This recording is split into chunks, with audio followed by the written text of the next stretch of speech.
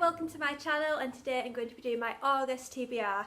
I can't believe we are already in August. My head is just swimming thinking that in a few weeks I'll be doing my September TBR and we'll be in autumn, but thank God, because this heat is just driving me nuts. I normally love summer because it's never usually this warm, but this heat just has me wanting to stay indoors. I am literally wearing a dress. I never wear dresses without tights, and I'm literally thinking of going out not wearing tights. It is that warm. This is how this heat is changing me, and I don't like it at all. But let's just get straight on into the books. I think this TBR is one that I probably will keep because it's got a lot of new releases that I do want to read and get reviewed. I'm just going to go through the main ones that I definitely want to get through in August, but I may hopefully manage to fit a few in between. And I'm also not sure what audiobooks I'll be listening to. Audiobooks tend to be a thing where I just go through and I listen to what I feel like. These books I am hoping to actually read the physical copies. The first book I want to get through might be a bit obvious because I mention this in every single TBR, but it's Three Sisters, Three Queens by Philippa Gregory. It is the next book in her Plantagenet and Tudor novels. This one follows Catherine of Aragon and Henry VIII's two sisters. Is it Mary and Margaret? Yes, Mary and Margaret. And between them all, they are the Queen of England, France and Scotland. So I am quite excited about this because I never really know what goes on in France and Scotland. All I know is that obviously they are not like in England, and England are always at war with them. So it would be great to see like their point of view of stuff. I'm not quite sure how this is going to be written, whether it's going to be written from all the Queen's point of views. But I cannot wait to give it a go. I love the last book, The King's Curse, because that followed through the majority of Henry VIII's reign, his first 3 or 4 queens. So you got to see a lot of that in that novel, but that was from someone else's point of view, so I can't wait to see more from this point of view. And also Catherine of Aragon's point of view, because you got to see that in The Constant Princess as well. So I cannot wait to give this a read. Next one is When the Curtain Falls by Carrie Hope Fletcher. So I went through this in my book haul, so I'm only going to quickly go through what the blurb is all about. But this was one of my most anticipated reads. I had it on pre-order. Unfortunately, I didn't get to it in July just because I had a lot of other things that I had to prioritise first reading wise, but I definitely want to get this read this month and hopefully review it for you guys. I love Carrie Hope Fletcher, so this was an automatic pre-order, and when I found out it was between 2 timelines and set in the theatre, I thought I need this book. From what the blurb says, it's set between 1952 and present day. In 1952 there's a theatre couple who I think die, not sure how, I'm not sure if it's murder or like that.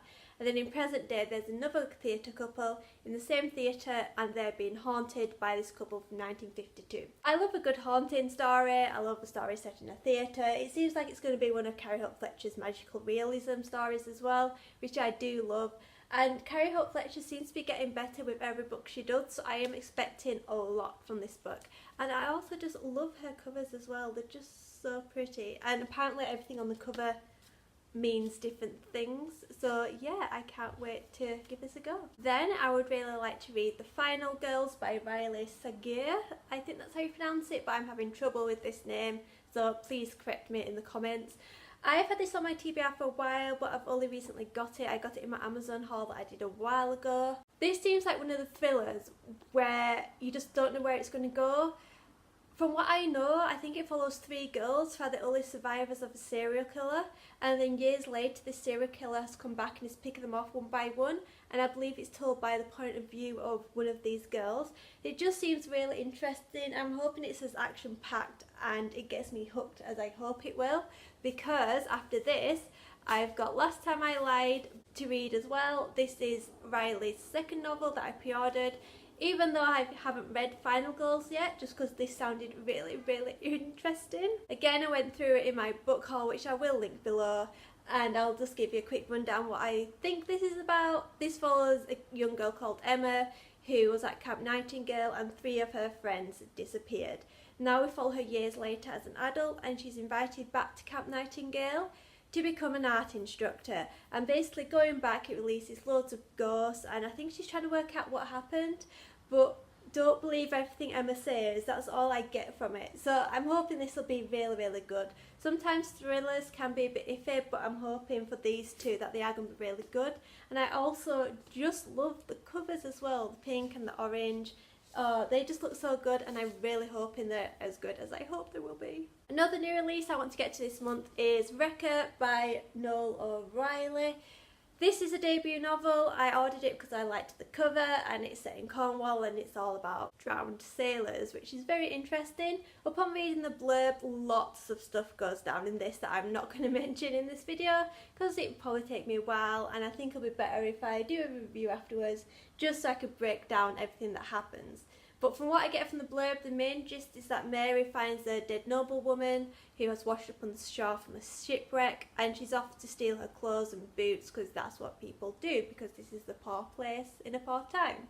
But then she realises that this woman has an ear bitten off, so when people start to find her and they notice Mary with this woman, they think Mary's a cannibal, and this creates a nationwide scandal throughout the whole of England. Flash forward to, I think it's a few weeks later, I'm not too sure, Mary rescues this time a live sailor from a shipwreck, and he creates lots of trouble. I believe he is probably a religious man because he builds a chapel, then he hires Mary, and everyone's outraged because he's hired this cannibal.